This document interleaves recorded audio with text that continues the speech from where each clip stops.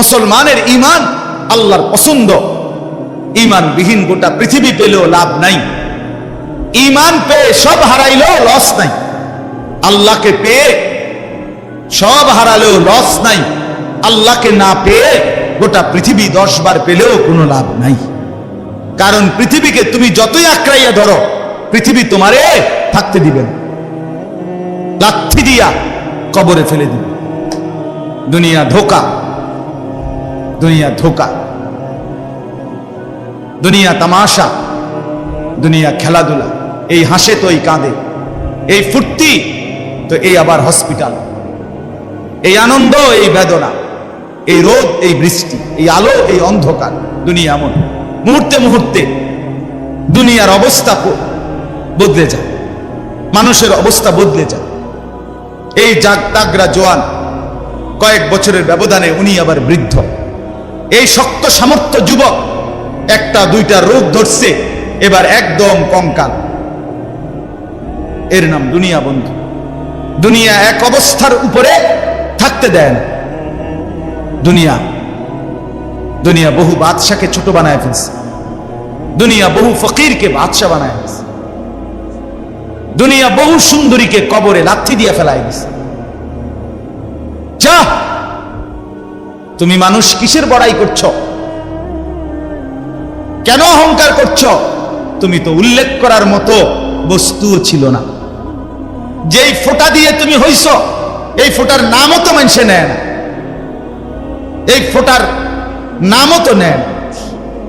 লজ্জা করে, শরম পায়। তুমি সেখান থেকে হইছ। মাতবুরি করো, অহংকার করো। এক বুজুর্গ বলছিল এক যুবককে, যুবক অহংকার করো কেন? যুবক বলছে, আমারে চিনেন আপনি? বলছে, হ্যাঁ চিনি। আউয়ালুকা নুতফাতুন কাদিরা, তুমি হইলা প্রথম ছিলা নাপাক দুর্গন্ধ, একবার দুর্গন্ধময় একটা বীর্যের ফোঁটা। এত দুর্গন্ধ, যেই দুর্গন্ধের কারণে তোমার মা বাপ দুইজনকে গোসল করতে হয়েছে। 2 নাম্বার, তোমার শেষ পরিণতি কবরে, লাশ যেটা অল্প কয়েকদিনে পচে গলে দুর্গন্ধ হয়ে যায়। 3 নাম্বার, তুমি যে এখন হাঁটাচলা করতেছ, তোমার পেট যদি ছিদ্র করে, ফুঁক পারে, ছিদ্র করে, বের হবে দুর্গন্ধময় কতগুলো পায়খানা। তাহলে যার শুরু দুর্গন্ধ, যার শেষ লাশের পচা দুর্গন্ধ, যার পেটে বহন করছো দুর্গন্ধময় পায়খানা, তুমি মাতবরি করো কেমন?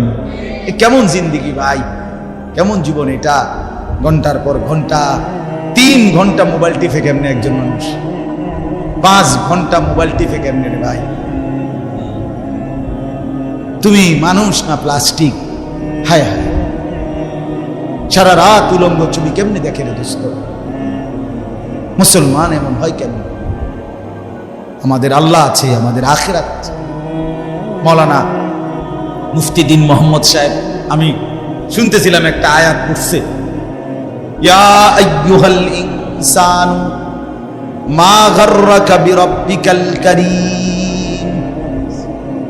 রব্বুল আলামিন বলেন, আল্লাহ তাআলা ডাক দিয়ে বলেন, হে মানুষ, আমার মতো দয়ালু মুনিব, আমার মতো মেহেরবান মাওলা, আসমান জমিন আর গোটা কায়নাত দিয়ে 24 ঘন্টা যেই মুনিব, আমি আল্লাহ তোদেরকে লালন পালন করছি। একবার চাঁদ উঠাই, আবার চাঁদ ডুবাই, আবার সূর্য আনি, সূর্য ডুবাই, একবার রাত বানাই, একবার দিন বানাই, একবার আলো দেই, আবার অন্ধকার দেই, একবার রোদ দেই, আবার বৃষ্টি দেই, একবার আলো দেই, আবার বাতাস দেই। আল্লাহ বলেন, এতটা যত্ন করে লালন করছি যেই মুনিব, আমার মতো দয়ালু মাওলা, আমার মতো দয়ালু আল্লাহ থেকে তুই বান্দাকে, তুই মানুষকে কে রে ভুলায়া দিল? আমাকে বাদ দিয়ে যার কাছে গেলি বান্দা, বল না বান্দা, আমার চাইতে বেশি কি পেলি তার কাছে? সে তোকে কি দিল? বলো, তোমার সমবয়সী বন্ধু তোমারে কি দিল? উলঙ্গ কতগুলো ছবির দৃশ্য দেখানো ছাড়া, মদের আড্ডা, জুয়ার আড্ডা, নারীর আড্ডা, জিনা ব্যভিচারের আড্ডা ছাড়া তোমার বন্ধু নামের এই শয়তানে তোমারে আর কি দিছে? তুমি বলো। বলো, ওইগুলা তো বন্ধু নামের শয়তান, এগুলা বন্ধু নামের ইবলিস।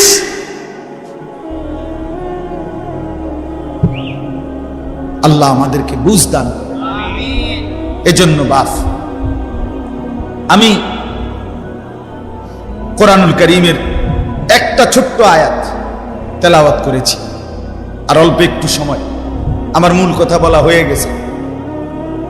আমি পবিত্র সন্তান, পবিত্র মুসলমান, পবিত্র যুবক দেখতে চাই তুমি সুন্দরভাবে সাজো। তোমার আমি বলি নাই জামা সিরা, প্যান্ট সিরা। তোমারে আমি বলি নাই তোমার নাকে ময়লা, চোখে ময়লা, দাঁত মাজো না। এরকম হতে আমরা বলছি কোনোদিন? ইসলাম মানে কি এই কথা? না। সবচেয়ে সুন্দর যেটা, সেটার নাম ইসলাম।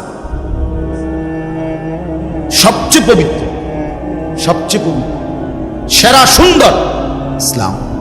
রাসূলুল্লাহ সাল্লাল্লাহু আলাইহি ওয়াসাল্লামকে আল্লাহ বলছে লাআলা খুলুকিন আযীম। আপনার চলাফেরা, কথাবার্তা, আপনার আচরণ, উচ্চারণ সবকিছু সর্বশ্রেষ্ঠ, সর্বশ্রেষ্ঠ। সাহাবী বলতেন, হায়, হযরত কাব ইবনে মালিকের হাদিস আমরা পড়ছি। উনি বলেন নবীজি সাল্লাল্লাহু আলাইহি ওয়াসাল্লাম যখন হাসতেন, তো আমাদের মনে হইতো পুরা চাঁদ যেন হাসি দিয়ে উঠছে। ইদা সুররা ইস্তানারা ওয়াজহুহু কাআন্নাহু কিতআতুম মিনাল কামার। সাহাবী বলেন যেন ওই মুখ, ওই চেহারা, সেটা যেন চেহারা না, সেটা যেন চাঁদের একটা টুকরা। এরকম সুন্দর ছিল।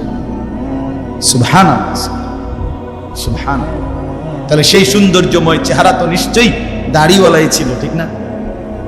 মা কথা কয় না? নবী সাল্লাল্লাহু আলাইহি সাল্লামের সেই পবিত্র সুন্দর চেহারা, সেটা দাড়িওয়ালা ছিল না?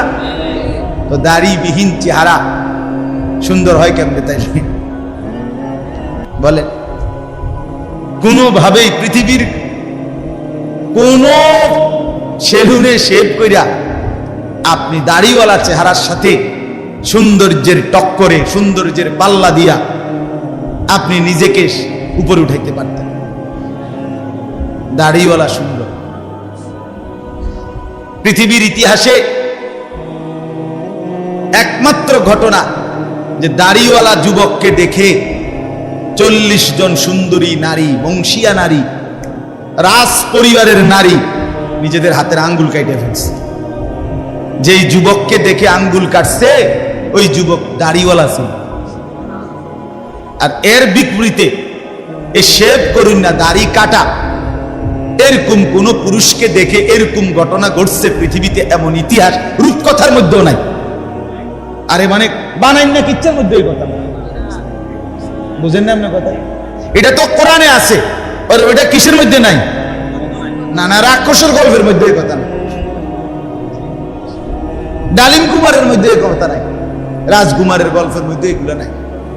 ছোটবেলায় আমরা গল্প পড়ছি না, ডালিম কুমারের গল্প আমি পড়ছি স্কুলের বই, কোন ক্লাসে জানি পড়ছি। এই ছোটবেলায় আমরা গল্প শুনতাম, এই একরকম গল্প সব দিক। রাজা ছিল, রাজার ফুতা ছিল, যাইতে যাইতে যাইতে যাইতে জঙ্গলে গেছে, জঙ্গলে গিয়া দেখছি বিল্ডিং, বিল্ডিং এর ভিতরে দেখছে রাজকুমারী ঘুম যায়। রাজকুমারীরে উড়াইয়া কইছে আমি তোমার বিয়া করবো। তখন আবার এদুর বালা ছিল যে কত বিয়ে করবো, আগের কিচ্ছার মধ্যে বিয়ে করতো, হেদুরে নাই, আর আরো হাগায় গেছে। নাউযুবিল্লাহ, নাউযুবিল্লাহ। তো আল্লাহ তাআলা বলেন, প্রিয় ভাই আমার, বাবা আমার, সবাই মিলে দেখি এই একটা আয়াত শুনুন, সূরা তাওবা 11 নম্বর পারা 9 নম্বর সূরা।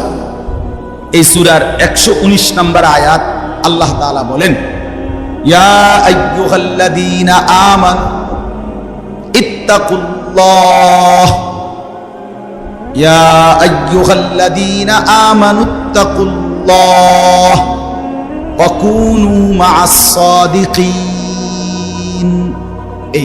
এই দুর্গতি আল্লাহ তাআলা বলেন, হে ঈমানদারগণ, হে মুমিনগণ, তোমরা যারা নিজেদেরকে পরিচয় দাও ঈমানদার, আমি আল্লাহ তোমাদেরকে তোমাদের ঈমানের সাথে জান্নাতে যাওয়ার জন্য আরেকটা জিনিস অর্জন করতে বলতেছি, ইত্তাকুল্লাহ, সেটা হলো তাকওয়া অবলম্বন করো। কি অবলম্বন করো বলেন? এই দুইটা জিনিস। আল্লাহ বলেন জান্নাতের আশাইতেই তুমি ঈমান আনছো, জাহান্নাম থেকে বাঁচার জন্যই তুমি ঈমান আনছো, আমি আল্লাহর ভয়েই তুমি ঈমান আনছো, কাজে এটা আমি নিলাম, ঠিক আছে, ওকে, ঈমান ঠিক আছে, নিলাম। কারণ ঈমানবিহীন জান্নাতে কেউ যাইতে পারে না। পৃথিবীর যদি গোটা পৃথিবীও কেউ দান করে, গোটা পৃথিবীতে মানব সেবায় যদি কেউ 1 নম্বরও হয়, কিন্তু ঈমান যদি না থাকে, তাইলে সে আখিরাতে তার 1 কানা কড়ি বিনিময় পাবেন। বিনিময় সে এবারে যত বড় দানশীল দানবীর মহানুভব দানবীর হয় হোক, কিন্তু ঈমান ব্যতীত আখিরাতে পরকালের কি নাই, কোনো পুরস্কার। পরকালের পুরস্কার, পরকালের জান্নাত, পরকালের বিনিময়ের জন্য 100 প্রথমত জরুরি কি বলে না ভাই? কি? ঈমান। ঈমান যেন না হারায়, ঈমান যেন না হারায়। তাইলে চোখ বন্ধ করলে বাকিটা হতাশা, লাঞ্ছনা, দুর্ভোগ ছাড়া আর কিছু না। দুনিয়া ভোগ করতে পারবে। এখন একটা প্রশ্ন, যে যারা দুনিয়াতে ইহুদি, খ্রিস্টান, ইউরোপিয়ান, অমুসলিম যারা ভালো কাজ করে, তাদের কি তাইলে কোনো পুরস্কার নাই? হ্যাঁ, পুরস্কার আছে। আল্লাহ তাআলা তাদেরকে দুনিয়াতেই পুরস্কার দিয়া তাদেরকে দুনিয়ার মধ্যেই দিয়ে দেন। এই জন্যই তো দুনিয়াতে এত বাড়ি গাড়ি, এত অর্থবিত্ত, এত সুখের উপকরণ তাদেরকে দিয়া রাখছে।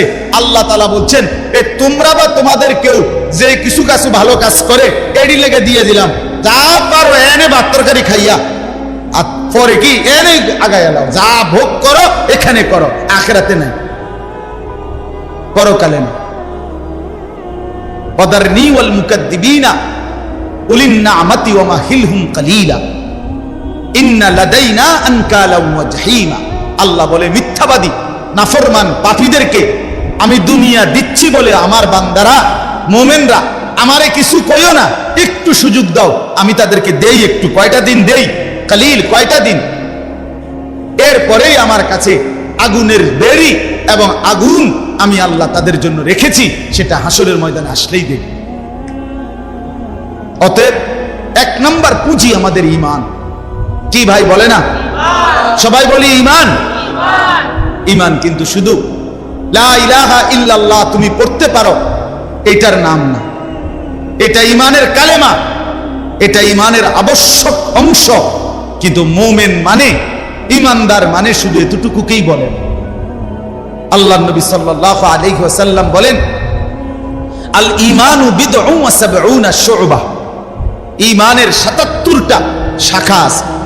ঈমান যদি একটা গাছের নাম হয়, বৃক্ষের নাম হয়, তো সেই গাছের 77টা ডাল আছে। সবগুলো ডাল সমানভাবে টিকে থাকলে সেই গাছের নাম ঈমানের গাছ। অতএব যার জীবনে এই 77টা শাখা পূর্ণ আছে, তাকেই বলে মুমিন, তাকেই বলে ঈমানদার, তার গন্তব্যই জান্নাত।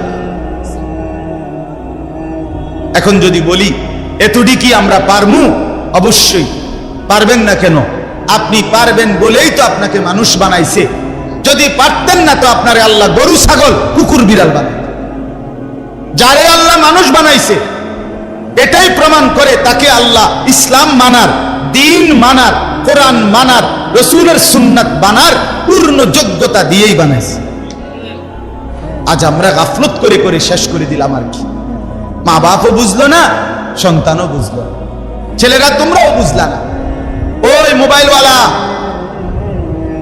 ওটা নামাও, হেলান ছেড়ে দাও, হেলান ছেড়ে দাও, ছাড়ো, হেলান ছাড়ো।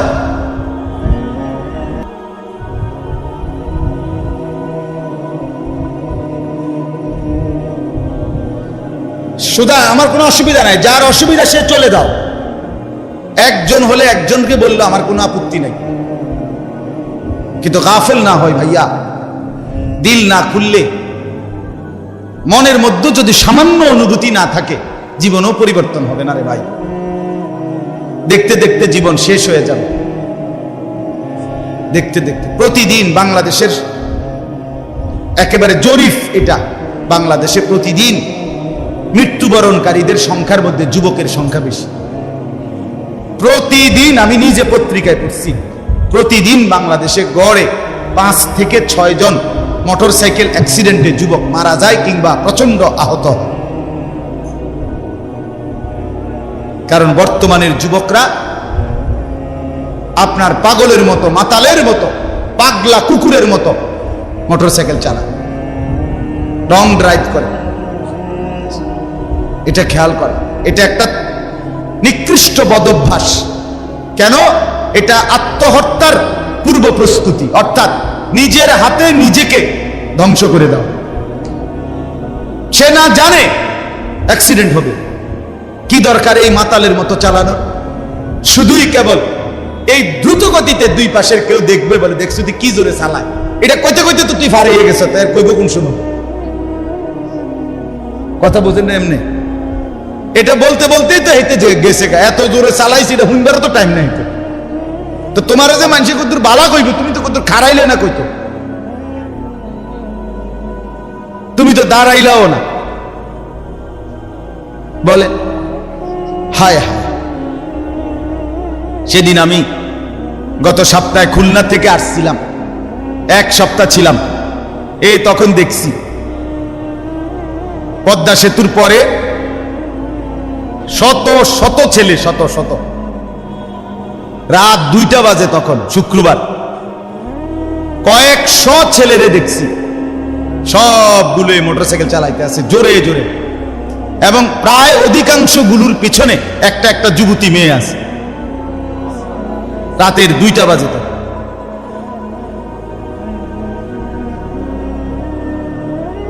করো দুনিয়া ভোগ করো, ও চিরেই যেহেতু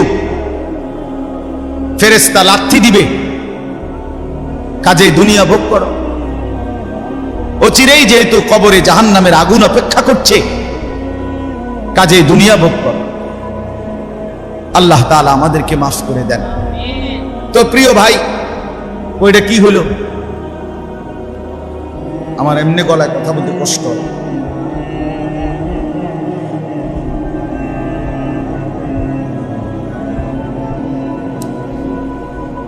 দিছে